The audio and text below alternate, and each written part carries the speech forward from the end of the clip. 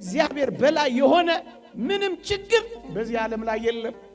ሞት ነው ካላችሁኝ ሞትን ረግጦታል። ኃጢአት ነው ካላችሁኝ በደሙ አንጽቶታል። ደዌ ነው ካላችሁኝ በቃሉ ብቻ አስነስቶታል። ምንም ነገር በእግዚአብሔር የሚበልጥ ችግር የለም። አይወሳሰብባችሁ። ለችግራችሁ መፍትሄ ቀን መስጠት ልመዱ። ታገሱ። አትቁነጥነጡ። አሁን አትበሉ። እግዚአብሔር እንደማይቀር እንጂ የሚመጣው መቼ እንደሆነ ቀኑ ላይ ያተኮራችሁ አትጨነቁ። እግዚአብሔር አይቀርም። ቀኑ ላይ ካተኮራችሁ ትፈተናላችሁ። እንደማይቀር ካሰባችሁ ግን በተስፋ ትኖራላችሁ። ታገሱ። ያልፋል። ትላንት አልፏል። ፈርዖን አልፏል። የኤርትራ ባህር ውስጥ ሰጥሟል። የእስራኤል ልጆች ሊውጠን ነው ያሉት ባህር ተከፍሏል። ሊገለን ነው ያሉት ፈርዖን ባህር ውስጥ ሰጥሟል። የእስራኤል ልጆች ስቡሃን ዘተሰባ ያሉ ጨፌው አቧራ እስኪሆን ድረስ ዘምረዋል። ያልፋል። ምን ይውጠናል ያላችሁት ዘመን ያልፋል። ታገሱ ወጣቶች።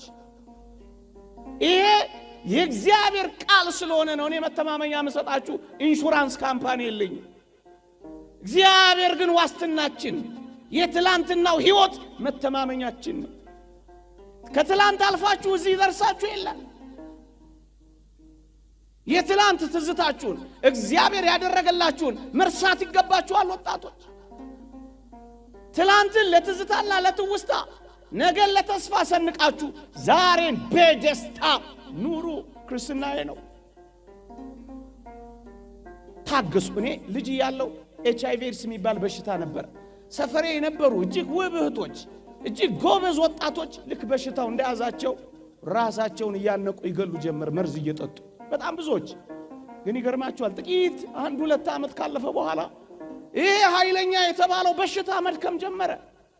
በእርግጠኝነት አሁን በሽታው ከሰውነታቸው የወጣ ሰዎች ያውቃል። የማራዘሚያ መድኃኒት እየወሰዱ ከብደው ወልደው ኩለው ድረው የሚኖሩ ሰዎች አሉ። ቀን ማልፍ መስሏቸው ግን ራሳቸውን አሳልፉ። ማይለወጥ የሚመስላቸው ሰዎች ወደ አፈርነት ራሳቸውን ለወጡ። ታገሱ ወጣቶች፣ አትቸኩሉ። ለእግዚአብሔርም ለቀንም እድል ስጡ።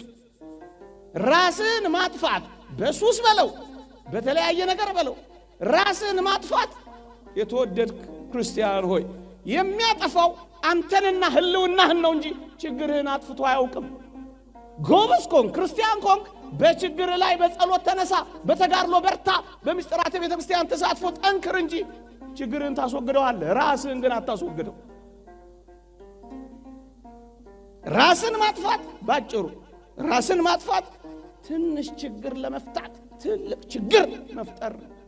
ጊዜያዊ ችግር ለመፍታት ዘላለማዊ ችግር መፍጠር ነው። በጣም ቀላል ችግር ለመፍታት የተወሳሰበ ችግር መፍታት ነው። ሰው በምንጨቃ ይነሳ፣ ከሞትክ በኋላ ይነሳል በምንጨቃ።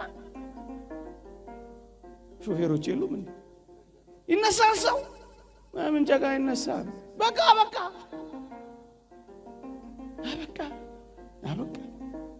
ለጊዜያዊ ችግር ቋሚ ችግር አትፍቱ።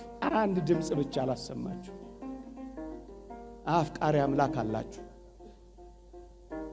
አንድ ድምጽ ብቻ አላሰማችሁ። በስም የሚጠራችሁ የሚያውቃችሁ አንቺ የኔ ነሽ፣ አንተ የኔ ነህ የሚል አምላክ አለላችሁ። እምነት፣ ተስፋ፣ ፍቅር ያጣ ሰው ራሱን ማጣቱ አይቀሬ ነው ወገኖቼ። በእግዚአብሔር ላይ የሚኖራችሁን እምነት ከተዋችሁ፣ ፍቅሩን ማሰብ ካቃታችሁ፣ የነገ ተስፋው ላይ ዳተኞችና ቸልተኞች ከሆናችሁ እነዚህ ባልኳቸው ሕይወቶች ውስጥ ማለፍ